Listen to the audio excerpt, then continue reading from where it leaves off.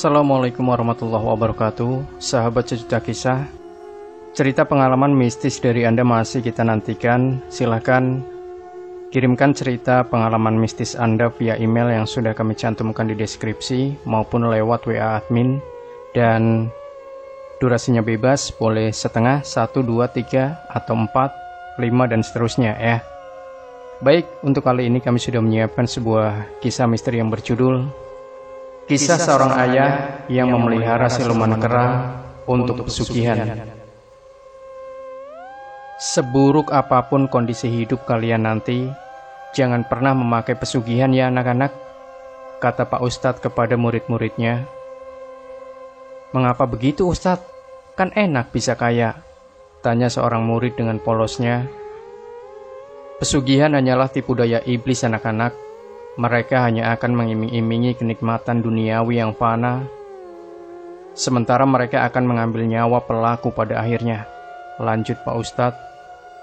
Mendengar penjelasan itu, mulut para murid kompak membentuk huruf O, bertanda paham dengan apa yang dijelaskan Pak Ustadz. Tak lama kemudian, pengajian sore itu ditutup oleh Pak Ustadz. Para murid lalu bergegas menuju rumah masing-masing. Saat Abi sampai di rumah, ia mencium bau menyan yang tidak terlalu kuat. Sejak kapan ayah suka bau menyan? Pikir Abi heran. Tanpa berpikir panjang, Abi lantas mencari orang tuanya di rumah. Ternyata ibu Abi sedang memasak di dapur, namun ia tak menemukan ayahnya. Bu, ayah kemana? Tanya Abi. Shh, gak usah mencari ayahmu. Dia sedang bekerja, jawab ibunya sambil menaruh jari telunjuk di mulut. Abi lalu terdiam, ia bertanya lagi. Bu, hari ini makan apa? Tanyanya. Kamu kan sudah tahu, usaha ayahmu sedang seret. Hari ini kita cuma bisa makan tempe, Bi, balas ibunya. Memang benar, usaha ayah Abi sedang mengalami penurunan akhir-akhir ini. Lebih parah lagi, biaya SPP Abi masih menunggak 2 bulan.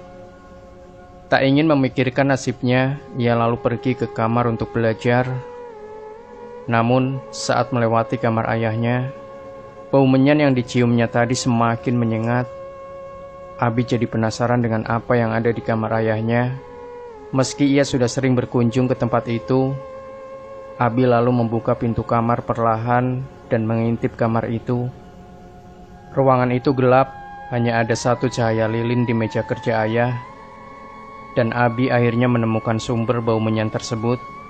Ternyata ada sebuah kendi yang berisi sesuatu, kemudian diberi batang menyan di atasnya. Anehnya, Abi menemukan ayahnya sedang duduk di meja tersebut dengan menelungkupkan kedua tangannya. Ayah Abi menutup mata sambil memohon-mohon menghadap tembok. Setahu Abi, ayahnya tidak akan pernah melakukan hal ini karena dia sosok yang religius. Bahkan ayah Abilah yang selalu mengingatkan Abi untuk tidak meninggalkan sholat dan rajin mengaji. Meski Abi tak bisa memastikan, tapi sepertinya ayah Abi mulai berubah. Beberapa hari setelah kejadian itu, Abi mulai merasakan hal ganjil di rumahnya. Pernah sekali ia mengaji di kamarnya, ada seorang seperti menggaruk tembok. Merasa terganggu, Abi lantas keluar menuju ruang tamu untuk melanjutkan mengajinya. Akan tetapi, suara tersebut kembali muncul. Kali ini di tembok ruang tamu. Ia mulai ketakutan dan mencari ibunya. Aneh sekali, saat ia bertanya apakah ibunya mendengar suara itu, ibunya menjawab tidak. Abi juga diganggu oleh peristiwa lainnya. Pada malam hari ia ingin kencing, pergilah Abi ke kamar mandi. Namun saat melewati dapur, ia melihat sebuah makhluk hitam besar yang membungkuk membelakanginya. Samar-samar Abi mendengar makhluk tersebut sedang memakan sesuatu di sana. Tiba-tiba makhluk itu menoleh ke arah Abi. Ternyata itu adalah seekor kera besar yang sedang memakan ayam hidup. Darah segar ayam mengalir di mulutnya. Sontak Abi lari terbirit-birit dan tidak jadi kencing. Peristiwa itu kemudian ia ceritakan kepada ibunya.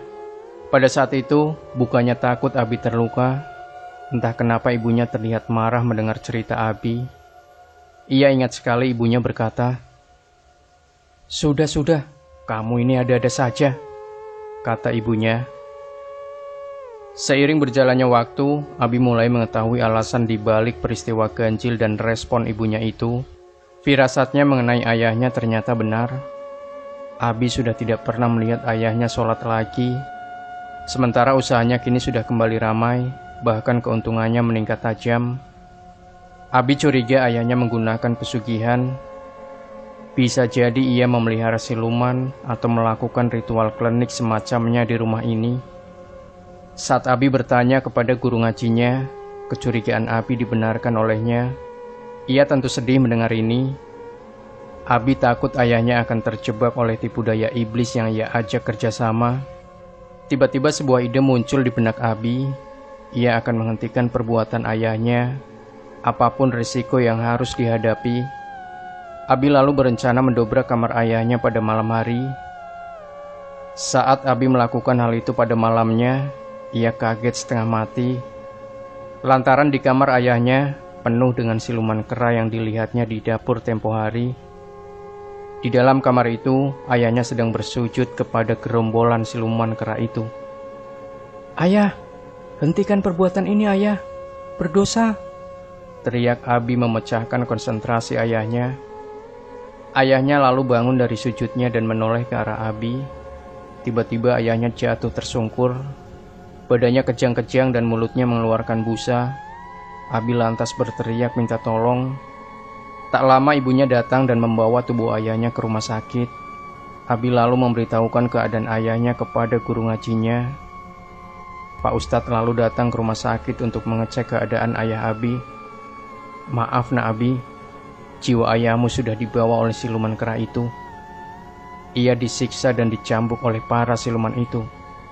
Ayahmu sudah jadi pelayan iblis-iblis itu di dunia lain," kata Ustadz. Mendengar hal itu, Abi pun tak kuasa menahan tangis. Akhirnya, sang ayah harus jadi budak-budak iblis di dunia lain. Demikian sahabat Sejuta Kisah, jangan lupa berikan komentar Anda, like, share video ini, subscribe channel Sejuta Kisah, dan kembali nantikan cerita-cerita misteri terbaru dari kami. Wassalamualaikum warahmatullahi wabarakatuh.